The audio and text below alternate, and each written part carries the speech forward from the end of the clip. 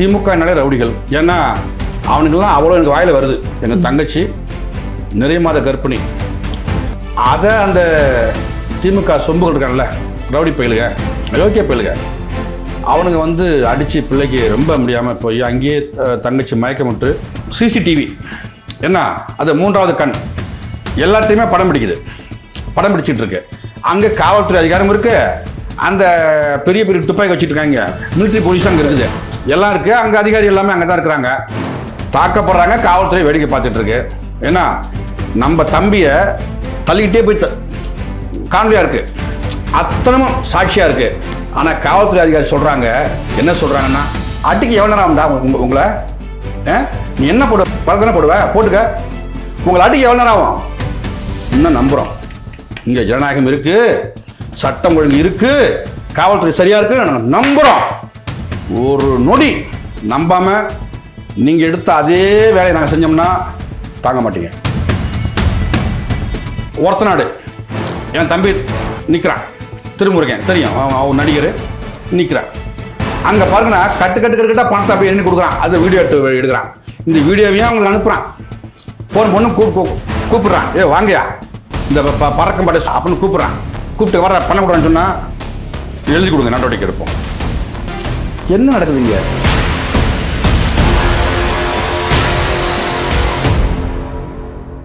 நாற்பது நாள் அனுமதியில் 4 நாள் ஒருத்தன் வெளியே வரான். அதுலேயும் பெரம்பூரில் பேசினார் பார்த்தேன், நாமக்கல் சேலம் பேசினார் பார்த்தேன். 3வது எங்கே போகிறாரு? எங்கே போகிறாரு? நேராக காரைக்குடி போகிறார். ஏன்? சீமான் வெட்டி தடுக்கணும். அப்போ இந்த நாட்டில் ரொம்ப கலந்து வாழ்ந்தான், ஜாம்பிகளும் மக்களும் சேர்ந்து கலந்து வாழ்ந்தான். அவன் யாருன்னு இப்போ அடையாளம் காமிச்சது என் தம்பி விஜய். இந்த தற்குறி கூட்டம் தமிழகத்தில் ரொம்ப ஆபத்தானது. தற்குறி கூட்டம் வந்ததுனால தான் என்ன எங்களுக்கு திமுக பத்திரம் பயம் கிடையாது, ரவுடிகள் தான். ஆனால் எங்கள் வாக்கு தரமான வாக்கு, எல்லாமே தற்குறி கூட்டம் மாதிரி கிடையாது, தெளிவான வாக்கு. சீமானுக்கு தான் போடணும்னா சீமானுக்கு தான் போடுவாங்க. நாடு எங்கே போயிட்டு இருக்கு? பணத்தை வாங்கிட்டு நீ உங்கள் ஓட்டை வைக்கிற, அவன் ஓட்டை வாங்கி நாட்டை வைக்க போகிறான். நம்ம பண்ணை இயற்கை அங்காடி. தொடர்புக்கு 87 54 44 92 99. உலகில் எங்கு பிறப்பினும் தமிழ் கற்கலாம் கற்பிக்கலாம். ஔவையார் பாடசாலை.org. டிஎன் மீடியா நேயர்களுக்கு வணக்கம். இன்று நம்மோடு நாம் தமிழர் கட்சியின் மாநில கொள்கை பரப்பு செயலாளர் ஐயா தமிழ் முருகேசன் அவர்கள் இணைந்துள்ளார். அவரோடு பேசுவோம். வணக்கம் ஐயா. வணக்கம். வணக்கம்ப்பா. என்னன்னா, இப்போ தேர்தல் நடந்த இடத்துல நாம் தமிழர் கட்சிக்கு வந்து என்ன சொல்ற பெரிய வகையிலான இடர்பாடுகள் நடந்ததா ஒரு விஷயம் கேள்விப்படுறோம். என்ன மாதிரியான இடர்பாடுகளை சந்திச்சிங்க? ஏன்னா ஒரு பக்கம் நாம் தமிழர் கட்சியுடைய நிர்வாகி அனிஸ் பாத்திமா அவர்கள் நிறைமாத கர்ப்பிணியா இருக்காங்க, அவங்க தாக்கப்பட்டிருக்காங்க. இன்னொரு பக்கம் காரைக்குடியில நாம் தமிழர் கட்சி நிர்வாகி தாக்கப்பட்டிருக்கிறாரு. ஸோ இது மாதிரி ஒரு பக்கமும் நாம் தமிழர் கட்சி ஆளுகள் தாக்கப்பட்டிருக்கிறாங்க. இவ்வளவு என்ன மாதிரியான இடர்பாடுகளை சந்திச்சிங்க? இல்லை, தொடர்ச்சியாக நாங்கள் வந்து களத்தில் நின்னோம், அது தெரியும், மக்களுக்கு தெரியும். நம்ம மற்ற கட்சிகளை போல் இல்லாமல் மக்களை நேராக சந்திச்சுட்டு வாக்கு சேகரிக்கிறோம். அதுபோல் இன்றைக்கி தமிழ்நாட்டிலேயே இருக்கிற தலைவர்களே வந்து அண்ணன் சீமான் தான் அதிகபட்ச நேரங்களை ஒதுக்கி வெயில் என்றும் பாராமல் மழை என்றும் பாராமல் மக்களிடத்தில் போயிட்டு அந்த விவசாய ஜனத்துக்கு வாக்கு கேட்டாங்க. தொடர்ச்சியாக அவர் பேசிய தொண்டையே அவருக்கு வந்து புண்ணாயிருச்சு. நான் மருத்துவர் பேசாதீங்கன்னு சொல்கிறாங்க, இருந்தாலும் அவர் பேசித்தாங்கன்னு சொல்லிட்டு அண்ணன் அவ்வளோ பெரிய கடுமையான உழைப்பெல்லாம் அண்ணன் கொடுத்துருக்காங்க.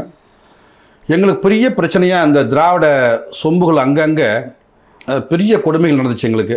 இப்போ நீங்கள் சொன்ன மாதிரியே பார்த்தீங்கன்னா, நான் தங்கச்சி அனிஸ் பாத்திமா அவங்க ஒரு வேட்பாளர், பாபநாசம் தொகுதியோட வேட்பாளர். அதையும் தாண்டி அவங்க வந்து ஒரு வழக்கறிஞர். அதை விட ஒரு பெண் பிள்ளை, ஏன்னா எங்கள் தங்கச்சி நிறைய மாத கர்ப்பிணி. அதை அந்த திமுக சொம்புகள் இருக்காங்கல்ல, ரவுடி பயிலுக, அயோக்கிய பயிலுக, அவனுங்க வந்து அடித்து பிள்ளைக்கு ரொம்ப முடியாமல் போய் அங்கேயே தங்கச்சி மயக்கமிட்டு அது அப்படியே சரிஞ்சு விழுறாங்க. அது அப்புறமா 108 ஆம்புலன்ஸ் மூலயமா தஞ்சை அரசு மிராஸ்தர மருத்துவமனைக்கு அதை கொண்டு போய் சேர்த்து ரொம்ப அவசர சிகிச்சையில் தங்கச்சி இருக்கிறாங்க. அப்போ இதை யாராவது கண்டிப்பானா யாரும் கண்டிக்க மாட்டான். ஏன்னா அவங்க ஒன்றும் பெருசாக பேசலப்பா, அந்த உள்ளே வந்து யாருமே கச்சோடியை பயன்படுத்தக்கூடாது, சின்னமோ அது துண்டு கிண்டு மப்பிலெல்லாம் பயன்படுத்தக்கூடாது.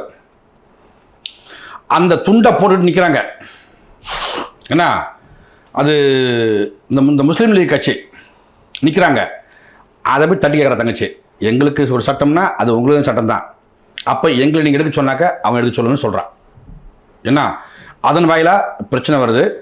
சரி, பொம்பளை பிள்ளைங்க அடிக்கிற நீ நீ பெரிய பிடிங்கி தானே, என்ன பண்ணும் சொல்லு, காவல்துறை கூப்பிடு,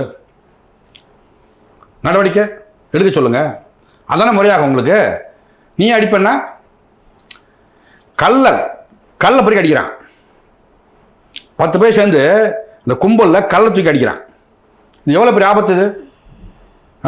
சரி, இப்போ நீங்கள் அடிச்சிட்டீங்க, என் தங்கச்சி மருத்துவமனையில் இருக்கிறாங்க, நாங்கள் இன்னைக்கு மருத்துவம் பார்த்துட்டு இருக்கோம், தங்கச்சி சீக்கிரம் குணமாயிடுவாங்க, ஒன்றும் பிரச்சனை இல்லை, நாங்கள் அடித்தா விட்டுருப்பீங்களா? இதே செயலை நாம் தமிழர் கட்சி பாபநாசம் சட்டமன்ற தொகுதியில் நாங்கள் செஞ்சிருந்தா திமுக கும்பல் திருட்டு பயலுக விட்டுருப்பீங்களா? உங்கள் போலீஸுங்களை விட்டுருக்குமா? தூக்கிருப்பீங்களா? நீ ஏன் தூக்கல? சில இடங்கள்ல வந்து பணப்பட்டுவாடா நடந்தப்ப நாம் தமிழர் கட்சியினர் போய் அவங்கள கையங்காலமா பிடிச்ச கொடுத்தமே, என்ன நடந்துச்சு? அது ஒன்றும் நடக்கலையா? பணம் கொடுக்கும்பொழுது பிடிச்ச கொடுத்து ஒப்படைச்சவங்க பாரு பாடு, பணத்தோட ஒப்படைச்சோமே. அப்போ என்ன நினைக்கிறாங்கன்னா, இவங்களுக்கு என்ன தெரியுமா, இந்த அரசு சொல்கிறது கேட்குறாங்க, ஆளுகின்ற அரசு என்ன சொல்லுதோ அதன்படி தான் கேட்குறாங்க.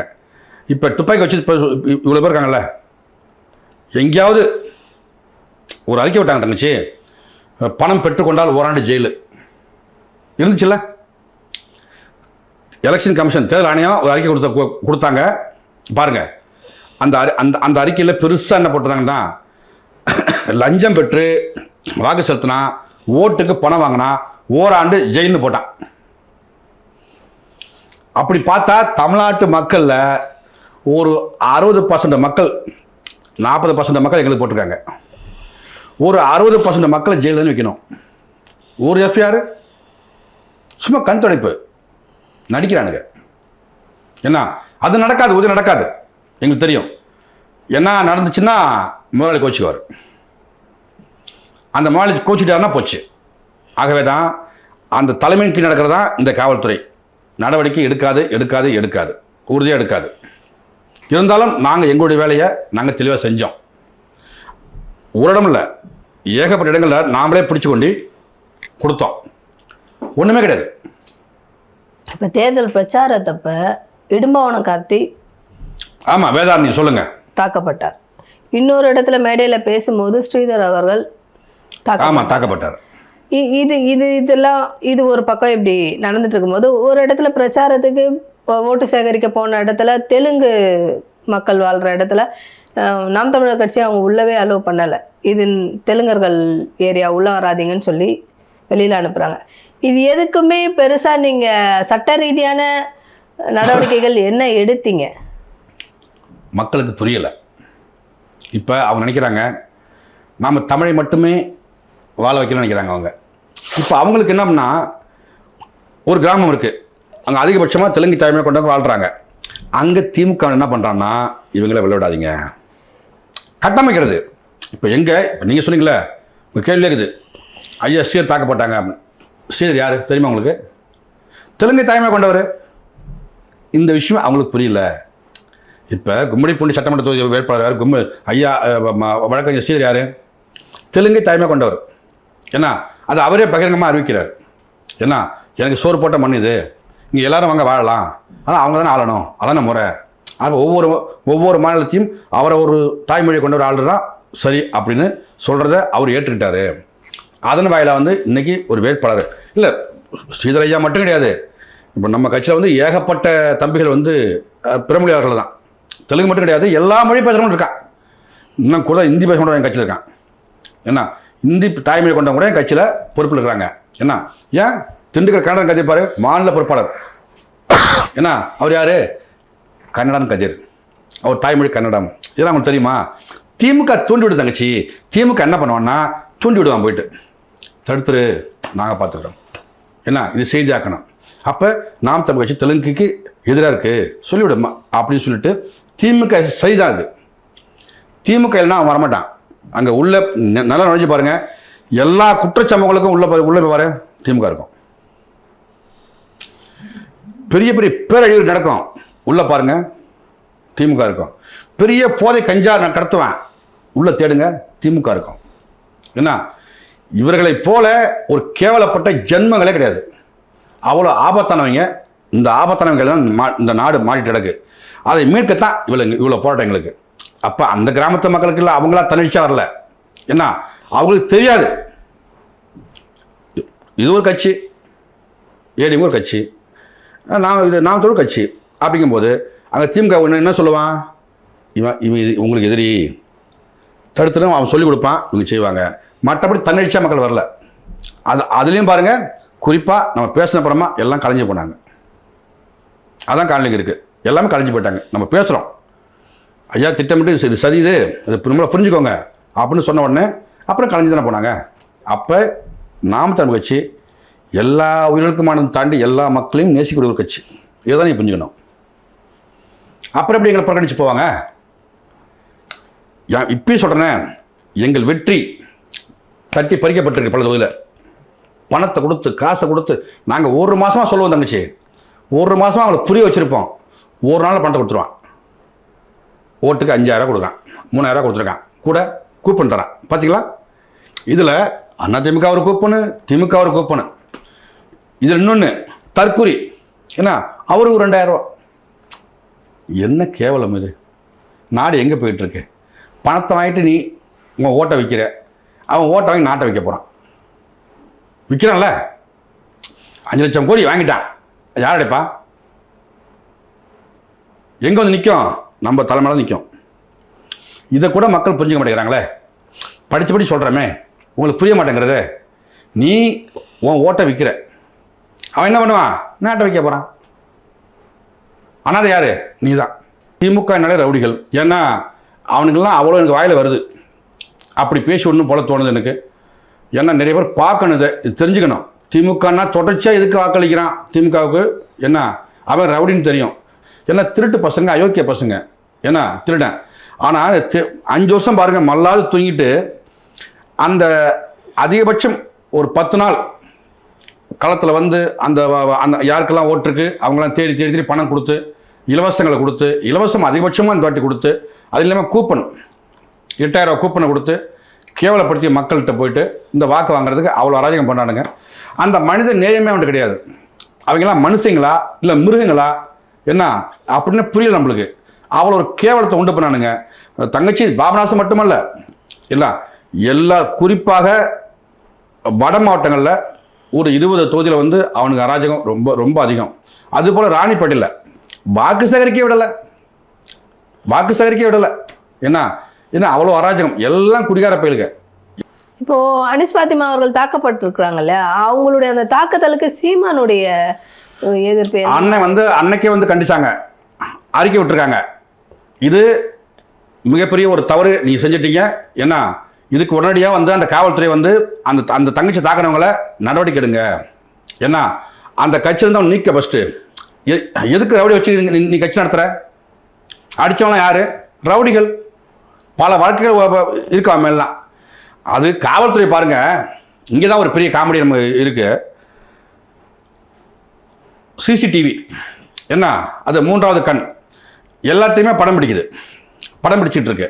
அங்கே காவல்துறை அதிகாரம் இருக்கு, அந்த பெரிய பெரிய துப்பாக்கி வச்சுட்டு இருக்காங்க, மிலிட்ரி போலீஸ் அங்கே இருக்குது, எல்லாம் இருக்கு. அங்கே அதிகாரி எல்லாமே அங்கே தான் இருக்கிறாங்க.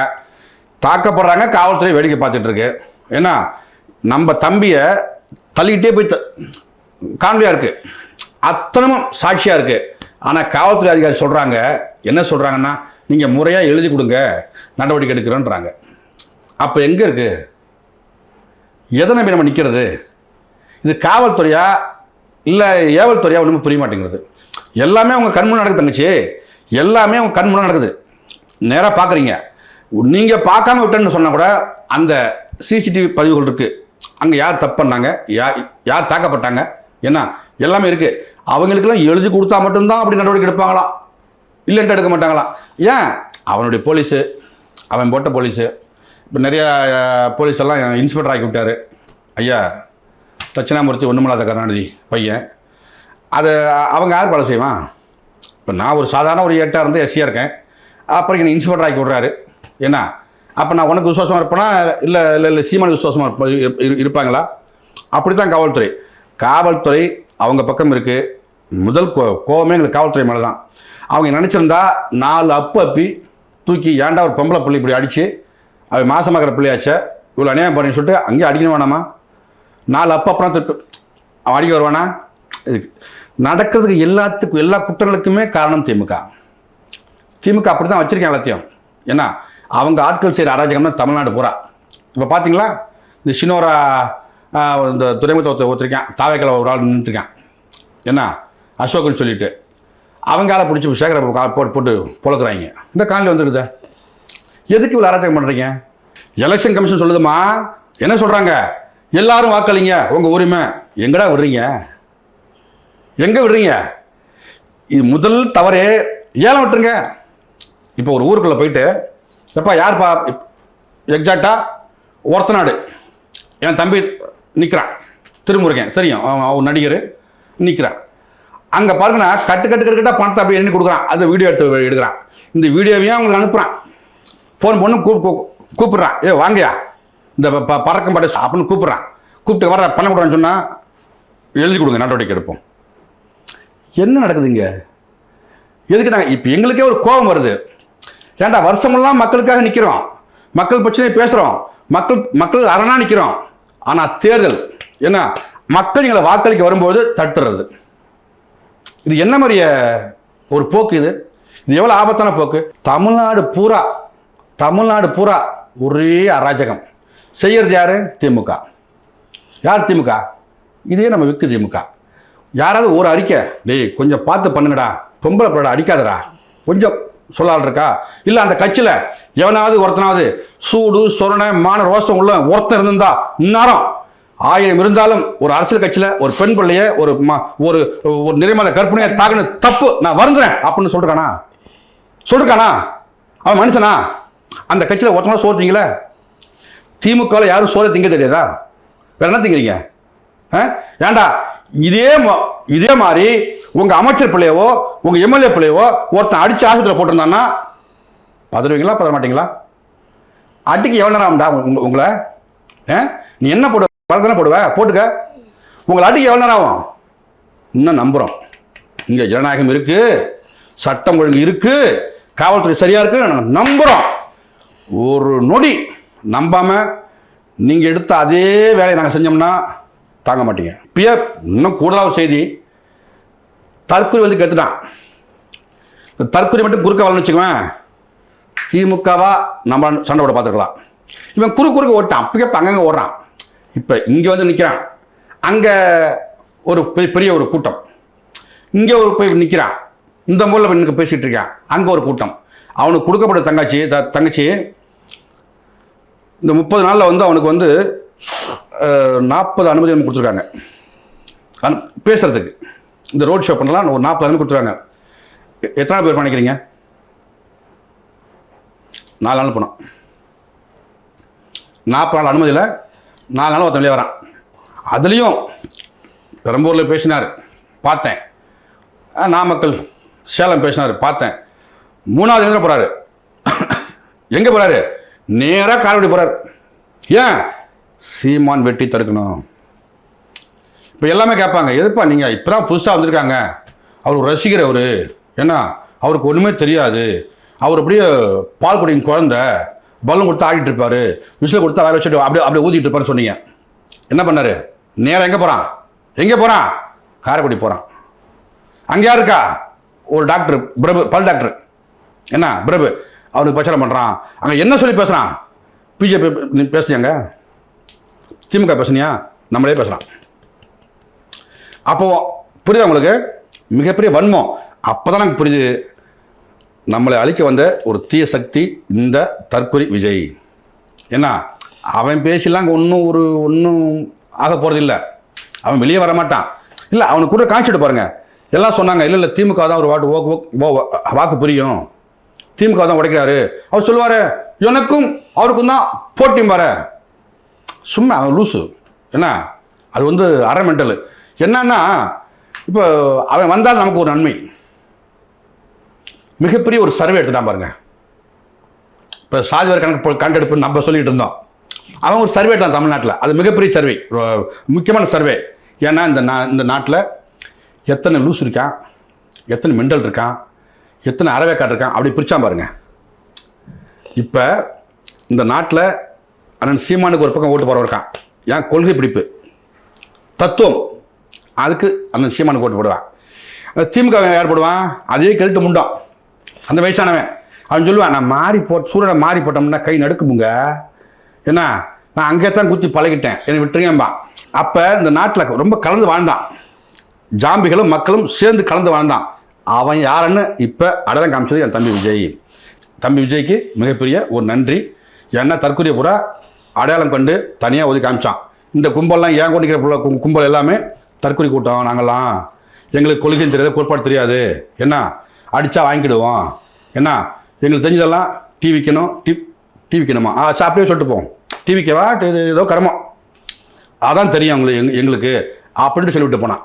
அவ்வளோதான் தவிர மற்றபடி இந்த தற்கொலை கூட்டம் தமிழகத்தில் ரொம்ப ஆபத்தானது.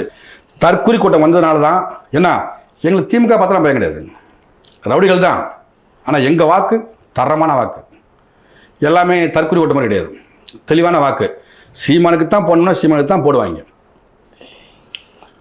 ஒவ்வொரு தொகுதியிலும் இந்த திமுக எவ்வளோ அராஜகம் பண்ணு சொல்லிட்டு பெரிய கணக்கெடுத்து வச்சுருக்கோம். ஏன்னா உறுதியாக திருப்பி அடிப்போம். ஏன்னா நீங்கள் அதிகாரத்தில் இருக்க நீங்கள் ஆட்டி படைக்கிறீங்க சொல்லி பயந்து போகிற கூட்டம் இல்லை இது. அண்ணன் சீமான் தம்பிகள் ஏன்னா நாங்கள் அமைதியாக இருக்கோம்டா, அது காரணம் இருக்குது. ரொம்ப ஆட்டம் போட்டீங்க, உங்களை அறுத்து விட்டுருவோம், அவ்வளோதான், ஒரு எல்லை தான். இப்படிப்பட்ட ஒரு செயலை செய்கிற திமுககாரனை இது வரைக்கும் ஒருத்த கூட கண்டிக்கலையே, யாருமே கண்டிக்கலையே. ஏன் கண்டிக்கல? தமிழ்நாடு பூரா பண்ணுறாங்க. சேலாத்தூர் அதே பிரச்சனை. அங்கே ஒத்தநாட்டையும் தம்பி ரோட்டில் உட்காந்துட்டான் திருமுருகன், என்ன கைது பண்ணுறான் அப்படின்னு. இதான் பொழப்பா உங்களுக்கு? சொல்லுங்க பார்ப்போம். இத்தனை முறை ஆண்டும் உங்களுக்கு இந்த அகோர பசி, பதவி வெறி. ஏன் அங்கே யார் தெரியுமா? வைத்தியலிங்கம், அவர் பெரிய பிடுங்கி, ஏன்னா அவர் திருமுருகன் வெட்டி தருகிறாரு, அவ்வளோ பெரிய கோடீஸ்வரன். இந்த ரெய்டெலாம் விடுறாங்களா, வீட்டெலாம் விடுங்கப்பா,